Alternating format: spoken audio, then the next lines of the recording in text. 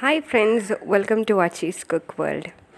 എല്ലാവരും സുഖമായിട്ടിരിക്കുന്നെന്ന് വിശ്വസിക്കുന്നു. ഞാനിന്ന് ഒരു അടിപൊളി സോസേജ് റോളുമായിട്ടാണ് വന്നിരിക്കുന്നത്.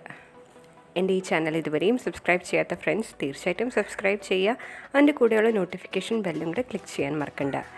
നിങ്ങളുടെ വിലയേറിയ സജഷൻസും കമൻസും താഴെയുള്ള കമൻറ്റ് ബോക്സിലും ഇടാൻ മറക്കണ്ട. നിങ്ങൾക്ക് എൻ്റെ ഈ വീഡിയോ ഇഷ്ടപ്പെട്ടാൽ ലൈക്ക് ചെയ്യുക, ഇഷ്ടപ്പെട്ടില്ലെങ്കിൽ ഡിസ്ലൈക്ക് ചെയ്യുക. അപ്പം നമുക്ക് പെട്ടെന്ന് തന്നെ ഈ സോസേജ് റോൾസ് എങ്ങനെ തയ്യാറാക്കുന്നതെന്ന് നോക്കാം.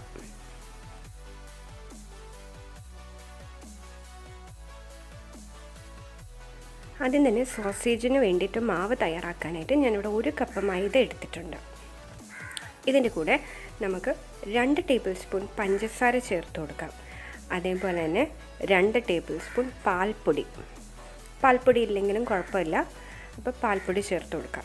ഇനി 1/2 ടീസ്പൂൺ ഉപ്പ്, ഈ മാവിന് ആവശ്യമുള്ള അത്ര ഉപ്പും. ഇനി ഇതിലേക്ക് 1 ടീസ്പൂൺ ഈസ്റ്റ് ഇട്ട് കൊടുക്കാം. ഇത് ഞാൻ ഇൻസ്റ്റൻറ്റ് ഈസ്റ്റാണ് യൂസ് ചെയ്യുന്നത്. അതേപോലെ ഇനി നന്നായിട്ട് ഈ ഡ്രൈ ഇൻഗ്രീഡിയൻസ് കംപ്ലീറ്റ് മിക്സ് ചെയ്ത് കൊടുക്കാം. എന്നിട്ട് ഒരു മുട്ട നന്നായിട്ട് അടിച്ചു വെച്ചിരിക്കുന്ന ഒരു മുട്ട ഇതിലോട്ട് ചേർത്ത് കൊടുക്കാം. അതേപോലെ തന്നെ 2 ടേബിൾ സ്പൂൺ എണ്ണ, ഇത് ഞാൻ വെജിറ്റബിൾ ഓയിലാണ് യൂസ് ചെയ്യുന്നത്. 2 ടേബിൾ സ്പൂൺ എണ്ണ യൂസ് ചെയ്യാം. ഇത് എല്ലാം കൂടെ നമുക്ക് നന്നായിട്ടൊന്ന് കുഴച്ചെടുക്കണം. നല്ലതായിട്ട് ഒന്ന് കുഴച്ചെടുക്കാം. കണ്ടോ?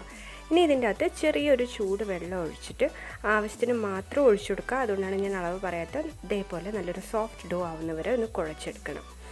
കണ്ടോ? ഇതേപോലെ നല്ല സോഫ്റ്റ് ആവണം. ഇനി നമ്മൾ ആ പാത്രത്തിലും ഈ മാവിലും കുറച്ച് എണ്ണ പുരട്ടി നമുക്കിതിന് റെസ്റ്റ് ചെയ്യാൻ വെക്കണം.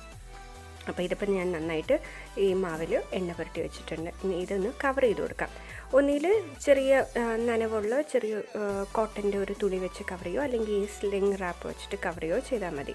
ഇനി ഇത് 1 മണിക്കൂർ റെസ്റ്റ് ചെയ്യാനായിട്ട് വെക്കാം. അപ്പോൾ മാവ് നല്ല രീതിയിൽ പൊങ്ങി വരും. അപ്പോൾ അതുവരെ നമുക്കൊന്ന് വെയിറ്റ് ചെയ്യാം. ഇപ്പോൾ 1 മണിക്കൂറായിട്ടുണ്ട്. കണ്ട, എൻ്റെ മാവ് ഡബിൾ സൈസായി നല്ല രീതിയിൽ പൊങ്ങി വന്നിട്ടുണ്ട്. ഇതേപോലെ നല്ല പൊങ്ങി വരണം. എന്നാൽ മാത്രമേ നമ്മളുടെ മാവ് കറക്റ്റ് കൺസിസ്റ്റൻസിയിൽ നമുക്ക് കിട്ടത്തുള്ളൂ. ഇപ്പോൾ സ്ലിങ് റാപ്പ് മാറ്റിയിട്ട് ഇതിനി ഒന്നും കൂടെ നമുക്ക് നന്നായിട്ടൊന്ന് കുഴച്ച് കൊടുക്കാം. കണ്ട, നല്ല സോഫ്റ്റ് ആയിട്ടുണ്ട്. ഇത് ഒന്നും കൂടെ ഒരു 10 മിനിറ്റ് ഒന്നും കൂടെ നന്നായിട്ട് ഇത് കുഴയ്ക്കും തോറും മാവ് സോഫ്റ്റ് ആവും തോറും നമ്മുടെ ഡിഷ് കറക്റ്റാവും.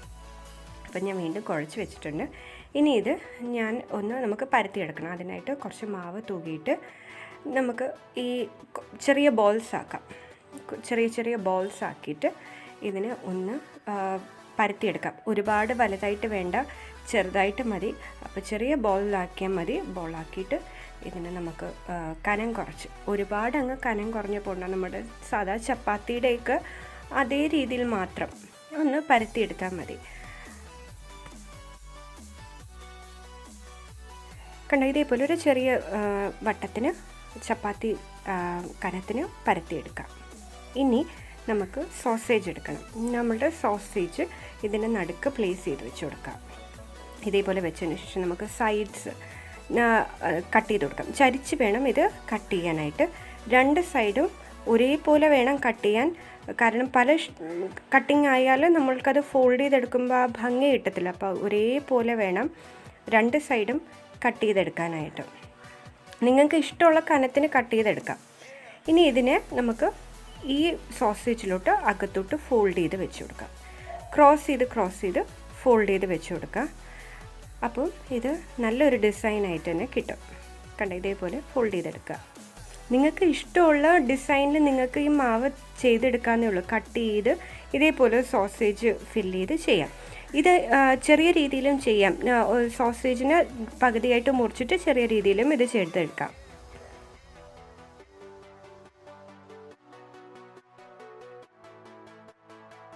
ഇനി ഇതിൻ്റെ ലാസ്റ്റ് ഒന്ന് വെച്ചിട്ട് ഒന്ന് നല്ല രീതിയിൽ പ്രസ് ചെയ്ത് കൊടുക്കുക. പറ്റുമെങ്കിൽ കുറച്ച് വെള്ളം കയ്യിലൊന്ന് പുരട്ടിയിട്ട് ഒന്ന് പ്രസ് ചെയ്ത് കൊടുത്താൽ ഇതേപോലെ നല്ല ഇതായിട്ട് ഇരിക്കും. കണ്ടോ? ഇതാണ് ഡിസൈൻ. അങ്ങനെ ഞാനൊരു 4 ചെയ്ത് കൊടുത്തിട്ടുണ്ട്. ഇനി ഇതൊരു നനഞ്ഞൊരു തുണി വെച്ചിട്ട് ഞാൻ കവർ ചെയ്ത് കൊടുക്കുകയാണ്. കവർ ചെയ്തിട്ട് നമുക്കൊരു 10-15 മിനിറ്റ് വെച്ചിരിക്കാം. 10 മിനിറ്റെങ്കിലും വെച്ചിരുന്നാൽ ഇതൊന്ന് ഇനിയൊന്ന് പൊങ്ങിക്കിട്ടും. ഇപ്പോൾ 10 മിനിറ്റ് കഴിഞ്ഞിട്ടുണ്ട്. കണ്ടോ? ഇതൊന്നും കൂടെ ആ മാവ് ഒന്നും കൂടെ ഒന്ന് പൊങ്ങി വന്നിട്ടുണ്ട്. അപ്പോൾ ഇങ്ങനെയാണ് നമുക്ക് ചെയ്തെടുക്കേണ്ടത്. ഇനി നമുക്കിതിനൊരു ഗ്ലേസ് കിട്ടാനായിട്ട് ഞാൻ ഒരു മുട്ട നന്നായിട്ട് ബീറ്റ് ചെയ്തെടുത്തിട്ടുണ്ട്. അതിലേക്ക് 1 ടേബിൾ സ്പൂൺ പാലും കൂടെ ചേർത്ത് കൊടുത്ത് ഇതിന് നമുക്കൊന്ന് മിക്സ് ചെയ്തെടുക്കണം. ഈ മുട്ടയും പാലും കൂടെ മിക്സ് ചെയ്ത് കൊടുത്തിട്ട് ഇത് നമ്മൾക്ക് ഇതിൻ്റെ മുകളിൽ ഈ സോസേജ് റോളിൻ്റെ മുകളിൽ ഒന്ന് ബ്രഷ് ചെയ്ത് കൊടുക്കുക. അങ്ങനെ ബ്രഷ് ചെയ്ത് കൊടുക്കുമ്പോഴത്തേക്കും ഇത് ബേക്ക് ചെയ്ത് കിട്ടുമ്പോൾ നല്ലൊരു ഗ്ലേസിങ്ങിൽ കാണാൻ നല്ല ഗ്ലേസിങ് കിട്ടും. അതിനായിട്ടാണ് നമ്മളിത് ചെയ്ത് കൊടുക്കുന്നത്. ഇല്ലെങ്കിൽ പുറമേ കാണാൻ വളരെ ഡ്രൈ ആയിട്ടിരിക്കും.